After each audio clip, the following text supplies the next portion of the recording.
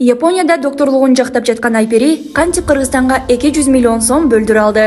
Айпери Асанбек кызы Ош облусунун Кара Суу шаарында туулуп өскөн. Ленин атындагы номери 66-мектебинде окуп, физика, биология жана орус тили боюнча олимпиадаларда алдыңкы орундарга жетишкен. Апасы катуу ооруп калып, Айпери Ош мамлекеттик университетинин медицина факультетине тапшырууну чечет. Жогорку билим алган соң Ош облустар аралык бириккен ооруканага ординатор болуп орношот.